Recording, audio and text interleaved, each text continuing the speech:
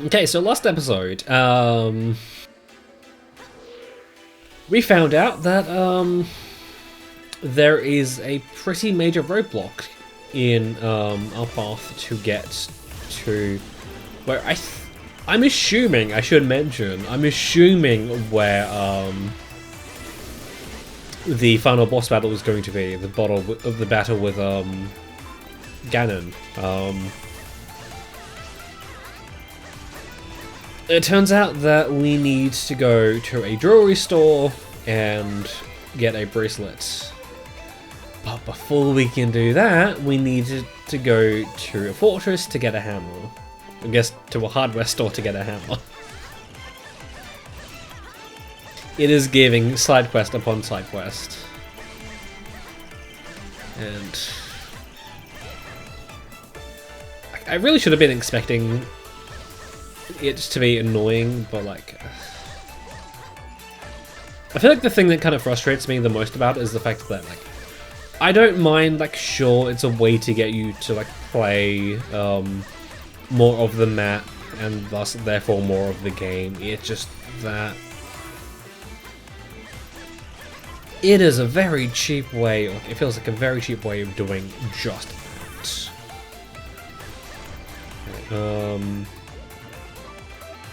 So I've kind of forgotten how these levels work, or play out in the Switch version. If you can kind of do whatever. But yeah, continuing the topic from last episode on games I've played since the last recording session of this. I did a New Game Plus run of Xenoblade Chronicles 2, and just want to say that, man, playing the game again with the access to the DLC blades, so much fun. Just the feeling of steam rolling through the game with like overpowered characters and stuff. It's like, that was just so much fun. Although I do kind of wish there was like a good harder difficulty setting, because like, sure there is I forget the name of it, like the harder challenge mode. It's just that that mode kind of pulls something that is just not very fun, being that it kind of takes away your special gauge if you get hit by an enemy attack, like a specific enemy attack. And I'm sure the game tells you about it when you go and select that mode. It's just that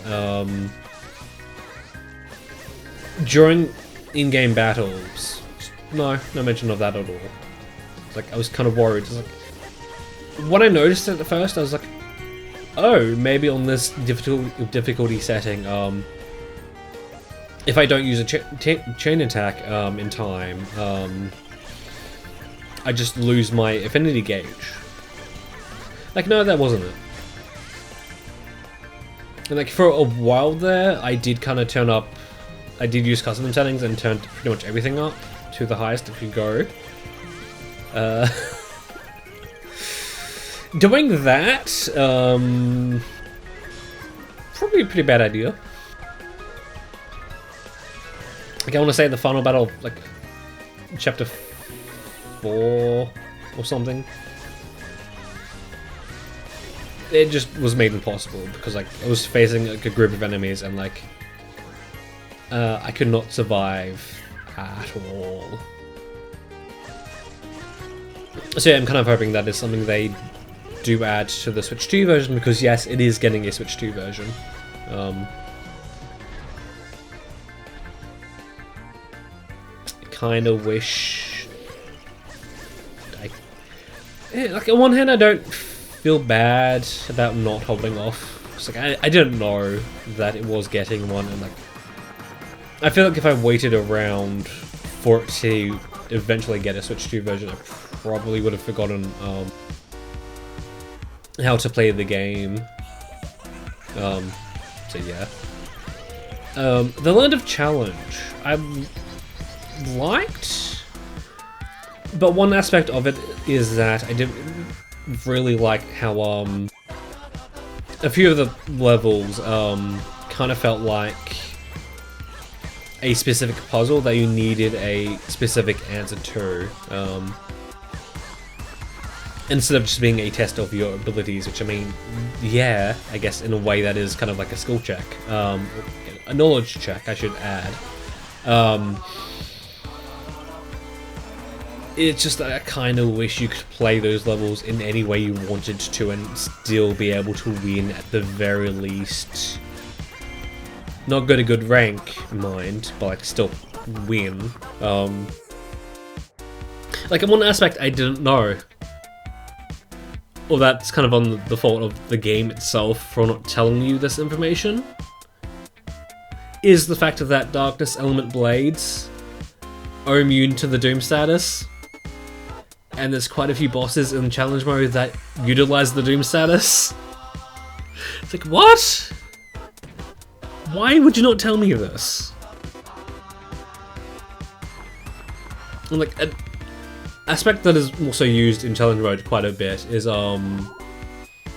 making characters only use one blade. I don't really vibe with that. But like, man, Crossette, Fiora,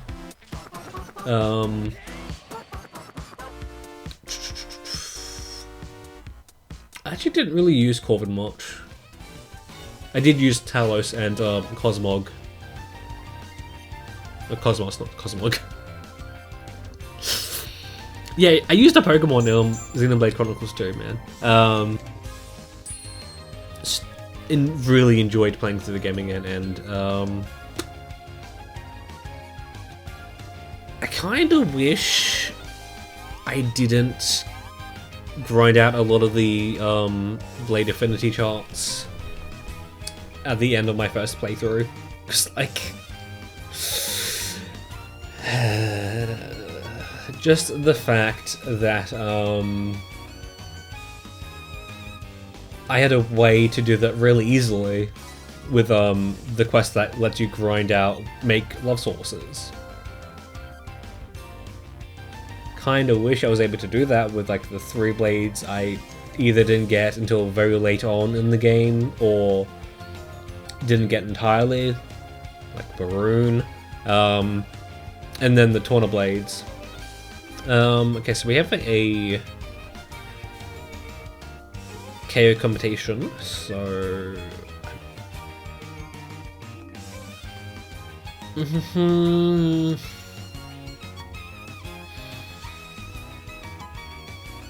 that's the thing though, that gets us, this would be in a way the more direct path, even if I think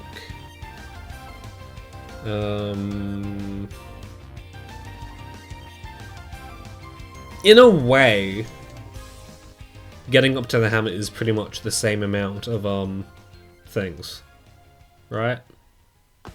Yeah, so same amount of levels we need to do. I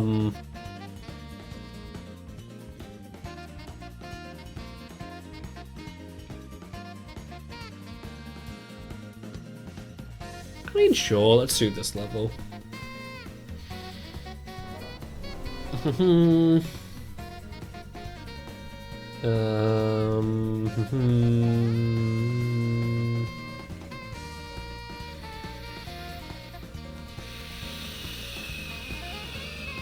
Wow, Sheik does not know much. Yeah, and I think I'll just wait until I get into the level itself.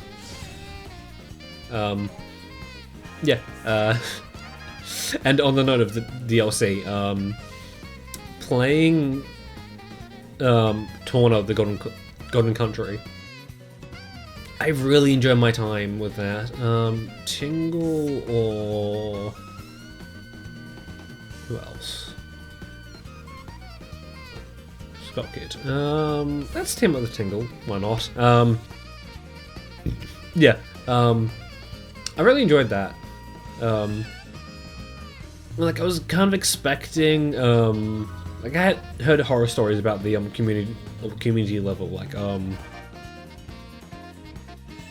I watched through the Conroy's Let's Play of it like a while ago. The meme of the community thing. It's like I didn't really have an issue with it. I mean, yeah, I was kind of going out of my way to do those side quests. It's just kind of that I didn't really have an issue with that.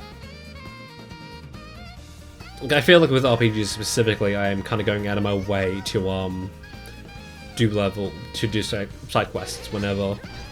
In fact, getting back on that topic of the base game, when the Switch 2 version comes out, I think I might do another run of New Game Plus, and kind of set up like a complete 100% save file. Because in my New Game Plus run, I did kind of forget about a few quests, and I was only doing the side quests, or the DLC side quests, like that was it. And just really did not enjoy having to do, I think it's George, his Blade quest.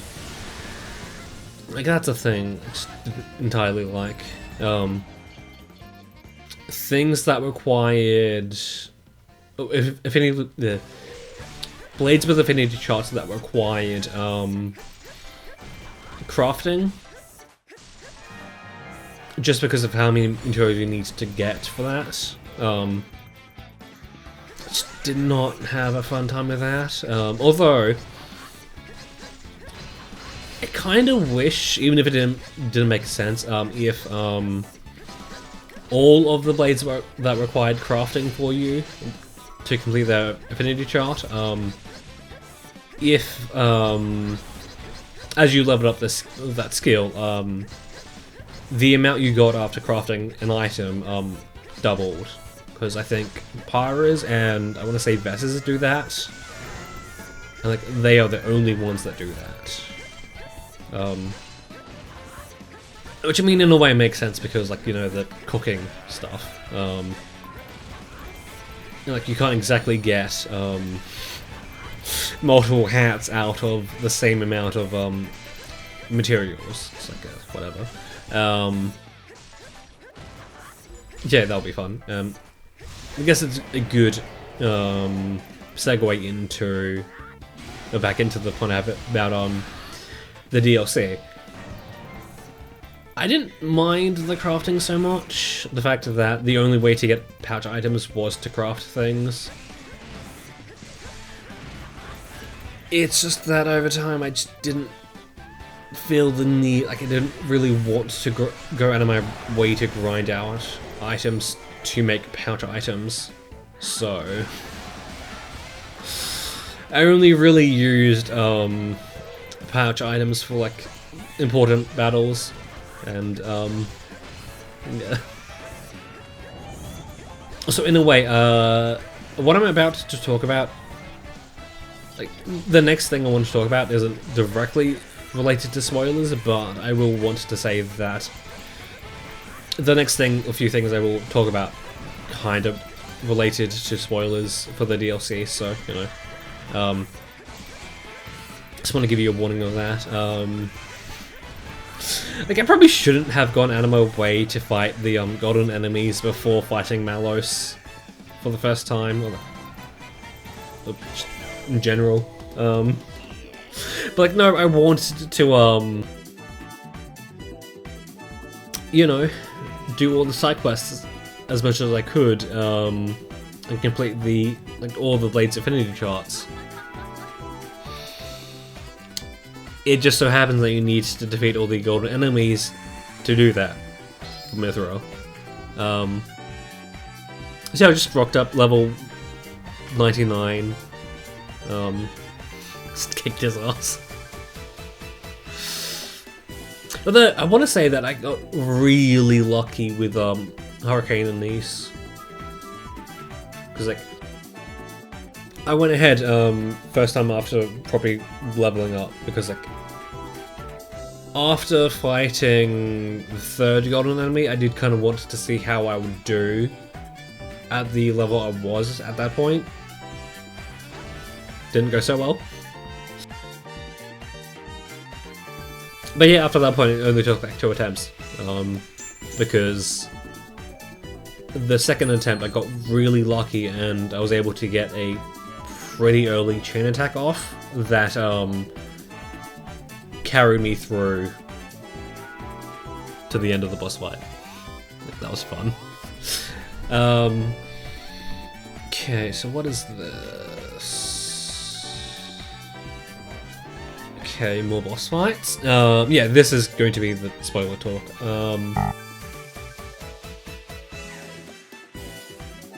I did kind of feel a little bit weird after finishing the game.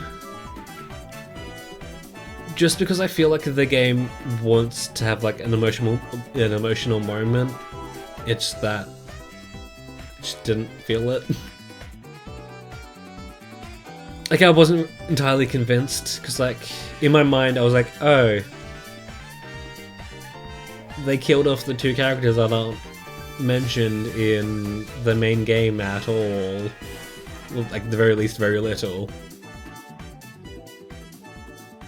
I was like, okay.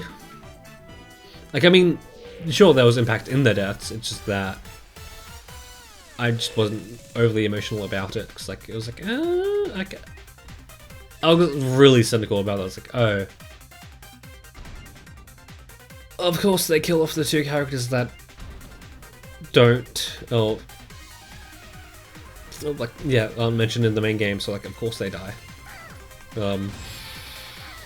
Even if one of them was Hugo, and I guess effectively, because Hugo dies, 2 more characters die with him. It's just like, no, it's like, oh, yeah, cool. You do that. Like even when Milton died, it was revealed that Milton had died. It's like, okay, cool, whatever. Although I will say that I did like the scene. I did like that scene as just why was I going to say Impa? As you just see Mithra think that, or like realize that she had a part in killing off essentially her little brother. It's like, oh, so she just sells herself off. So I will want to say, since I did watch a Let's Play like a while ago, I was kind of like in my mind I was kind of thinking like, when is Gort, like when is he coming back? 'Cause, like, I don't know why, but like I remembered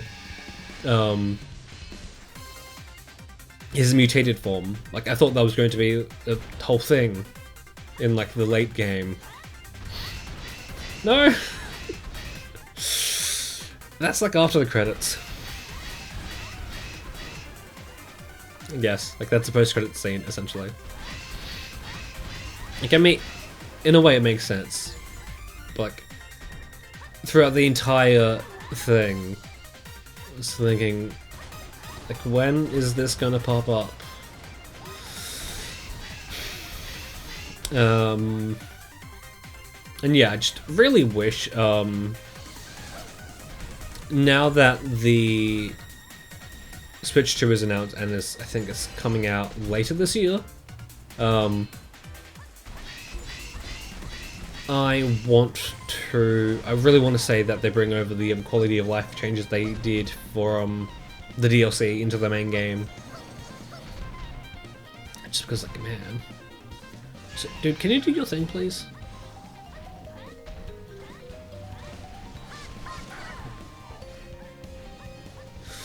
I really don't want to use my magic on you, but like, I guess I have to.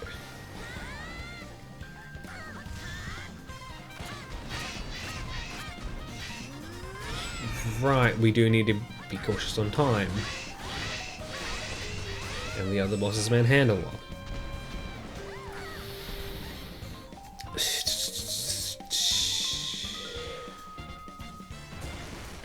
Trying to go focus mode on this, but I'm not entirely sure if we can.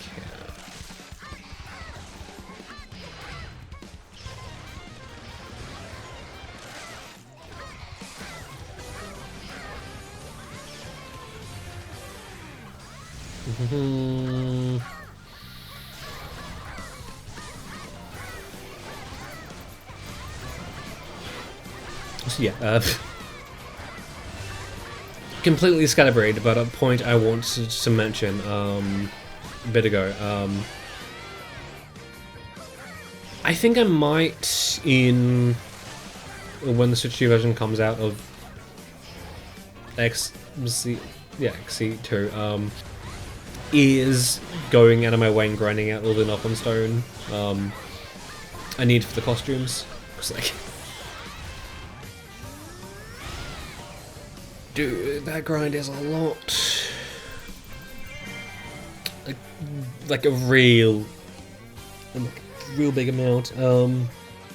Like when I saw the amount of things you needed, I was kind of thinking that you know, it would kind of be the reverse way in that you'll need a whole lot more pure knock-on stone than like the normal knock-on stone. Like, no. I was very easily able to collect enough pure knock-on stone to get everything I needed, and like I still need, I think, just under 2,000 more knock-on stone, and I don't think you can transfer pure knock-on stone into normal knock-on stone, which is really annoying.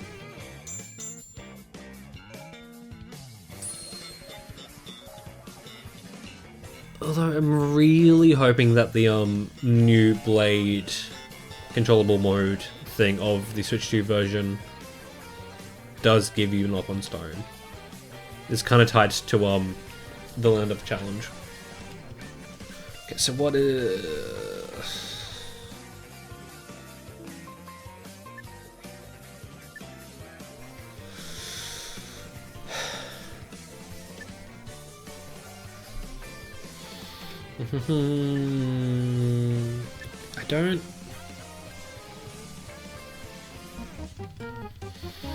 I don't know if I want to use a cannon, only because we only have one of them left. But I mean, I guess it's sure to showcase it. And like, because the only thing we need to do here is get the A rank. I'm gonna make it a little bit easier on myself to get the A rank. Sure, let's use a little cool. Okay.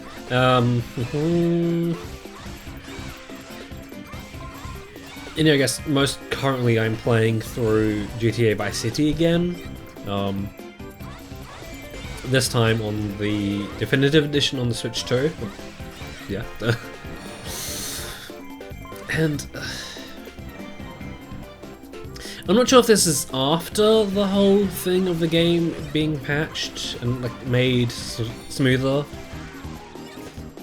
but like I actually don't mind playing it that way. Like,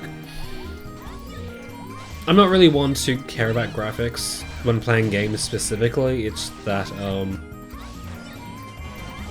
like the game looks amazing. It's good. The game environment, I should say, looks good. It's kind of okay, so it's a messenger type beat. That part of it looks good. The character models, though, they look like clay, and just really awkwardly, just having individually modeled fingers on a model that had like Lego hands almost. Just looks off. It is very, very weird. And I'm not sure if it's a thing of the amount, like the version I played on the PC. Like what exactly?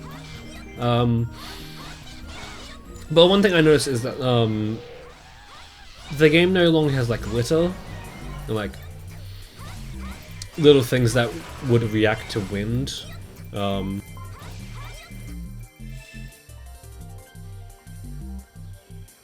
Okay, good. That's a good thing. Yeah. I just remember, like, whenever you take off in a helicopter, newspapers would like scatter around, like the leaves would do the same thing too. Like, no, that's not a thing in this version for some reason. And I will say that the collectibles and really frustratingly, fire have been made, I want to say like invisible. I don't know why. Like what exactly that happened for that to happen, but trying to avoid fire when it's invisible. Impossible. And that made the rampage around the stadium all the more annoying. Because it's like, oh, you want to kill these enemies with a flamethrower. No. Yeah, that is also something I noticed. I've been noticing. Crowds seem a little bit too dense. In the fact that whenever you're in an area near an enemy area where I guess Vassetti owns and his gang is out, it's like an auditory nightmare because you just have all these NPCs just talking nonsense. Just, hey Mario, over and over again. It's like, what? Yeah. Also, I kind of forgot just how brutal some of the missions can be. It's like how arcadey the game can get. What? Like what do you mean like there's an enemy type that like there's a gun that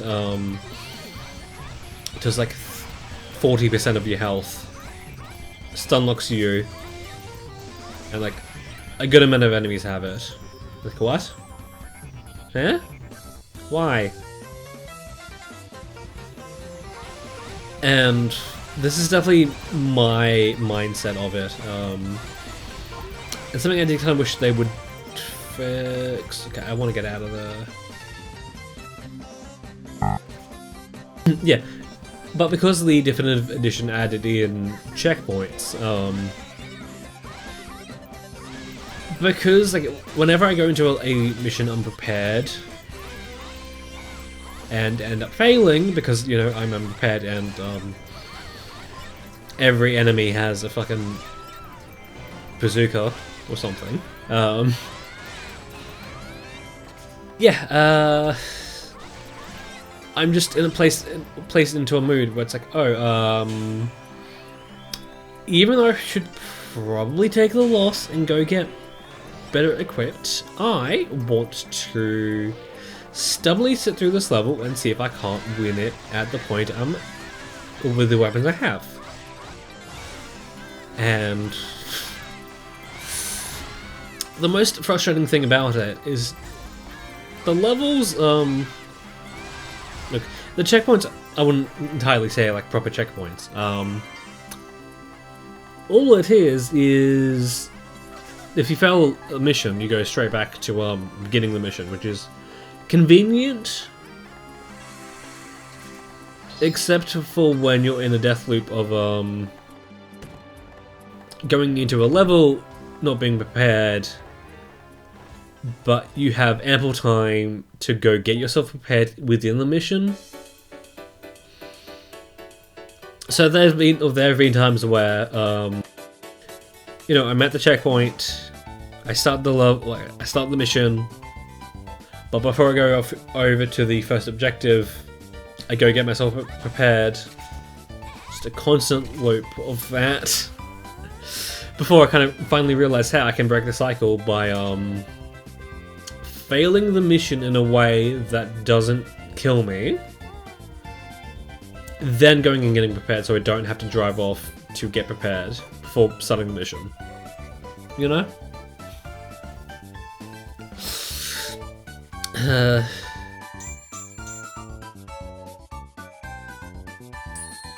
Also, I did not realize how much luck was involved in doing Vigilante the way I was doing it. Because it took me several attempts to get it right.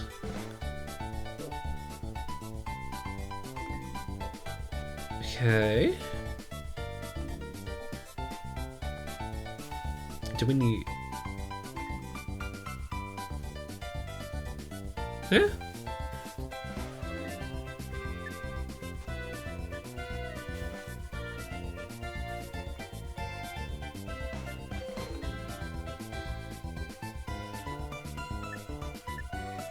Am I tripping? Why is there a seagull there? Huh?